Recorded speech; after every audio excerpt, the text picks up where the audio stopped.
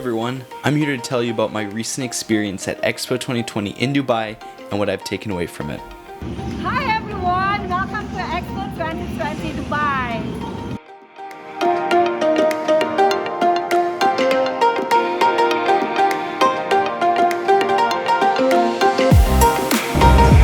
Welcome to Dubai Expo 2020.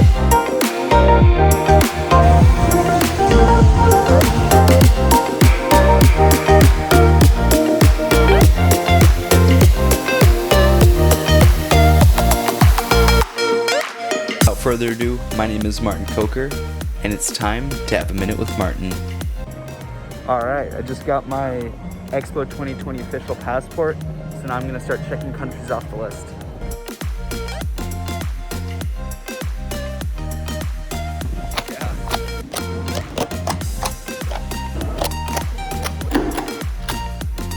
Arguably the most significant World Expo in world history, being at the geographic center of Europe, Asia, and Africa, the UAE won the bid to host the World Expo in 2013.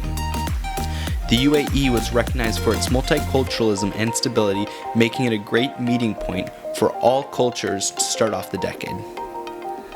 The main theme of Expo 2020 was connecting minds, creating the future, and the site itself was divided into three sections: the Opportunity District, Sustainability District, and the Mobility District. All sections intersect at the Al Wasl Plaza, a beautiful dome in the heart of the Expo site. My very first day at Expo, I attended the Global Best Practice Program, an assembly sponsored by organizations such as the UN with the goal of promoting innovative ideas that align with the UN's 17 Sustainable Development Goals by 2030, or SDGs for short. The first couple pavilions I went to were the Terra Pavilion, the Women's Pavilion, and the Vision Pavilion. These pavilions were in the Sustainability District. The Terra Pavilion was in the heart of the Sustainability District, and the goal behind it was to teach the importance of sustainability in an interactive way. When I entered, I was guided on a path that took me through multiple biomes. It was an amazing experience that taught me how interconnected nature really is. I visited the Women's Pavilion right after, and right off the bat, my favorite part of the Women's Pavilion was the message, "When women thrive, humanity thrives." The most beautiful part of the Women's Pavilion is it not only advocated for women's rights, but the right for everyone to express their best self free from judgment. This is extremely important for any society to ensure that no one is left behind and that human potential is maximized. A couple other honorable mentions in the Sustainability District includes the Singapore Pavilion and the Yemen Pavilion. The Singapore Pavilion walls were surrounded by plants, which is honestly reflective of being in Singapore. I went to Singapore in the summer of 2019 and I was just amazed at the level of sustainability initiatives. The Yemen Pavilion took my breath away. I was transported back thousands of years and I explored Yemen's rich cultural history, most notably the foundations of the Arabic script. My friend Dr. MJ gave me a guided tour of the Yemen Pavilion, told me about the country's history, and taught me some useful Arabic sayings. Ante Jamila Helwa. Moving on to the Opportunity District. The Opportunity District's theme, put simply, was unlocking the true potential of the citizens in their countries. I visited a large number of countries in the Opportunity District and saw a lot of interesting things. The first step was my home country, the United States. Upon entering the United States Pavilion, I was surrounded by quotes from the Founding Fathers and excerpts from the Declaration of Independence. These were truly remarkable people, and it's good to see their legacy be talked about on the world stage. The theme of the pavilion was to highlight the innovative spirit of the United States and the success of the NASA missions. The pursuit of space exploration inspires a future generation of innovators and problem solvers, and I really enjoyed that the US Pavilion showcased and encouraged that. And I'll be making a future video about the importance of space exploration, so stay tuned. Next up is the Ukrainian Pavilion. I have a natural bias towards the Ukrainian Pavilion because I visited the country in the summer of 2021 with my brother and had the best time and met some amazing people. Walking into the Ukrainian Pavilion, I immediately saw a mix of history and future technological advancements.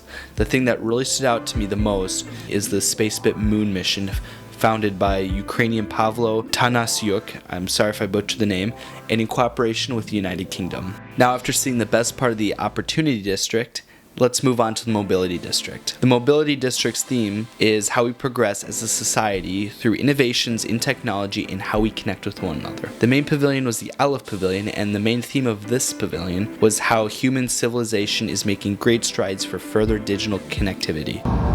Each changing the other, every moment of every day.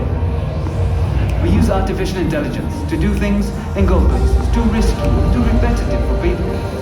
The pavilion truly took my breath away by showing what our future could look like and how we can connect closer to one another. That's a beautiful future I truly look forward to. Another pavilion that I had way too much fun at was the El Salvador Pavilion. The display on the Bitcoin City was really cool to see and shows truly the innovative spirit of the El Salvador people. Overall, the main message that was promoted was the beautiful laid-back culture of the El Salvadorians. Kick back, watch a sunset, and enjoy yourself in El Salvador, and I'll definitely be there soon.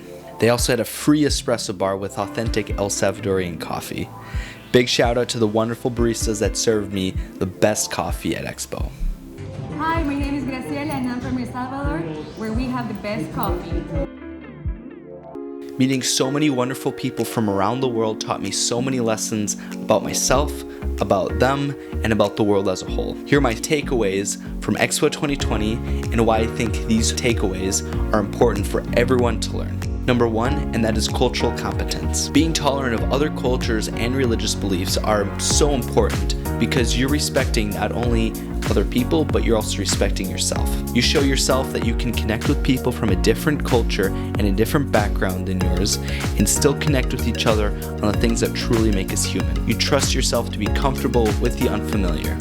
The way you build self-confidence is by proving to yourself that you can overcome a challenge and grow from it. The most important form of respect is the respect you give yourself. And the way you achieve self-respect is by respecting other people first. If you want to learn more about cross-cultural communication and cultural tolerance, I highly recommend the book The Culture Map by Aaron Meyer. After reading The Culture Map, I learned so many things not only about my own culture, but about different cultures as well. It is truly beautiful to see how we are all different, but how we are also all the same. Garrett Hofstede, an international leader in the field of cultural competence, puts it simple and defines culture as software of the mind. Number two, and that is be optimistic for the future. It's understandable that people have a very pessimistic view of the world, and if all they see is the mainstream headlines.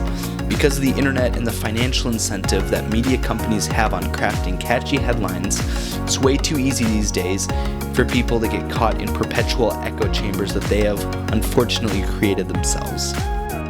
We live in the most peaceful time in human history, and that trend will likely increase as more and more cultures are becoming more tolerant of each other due to globalization. Be the change in the world that you wish to see.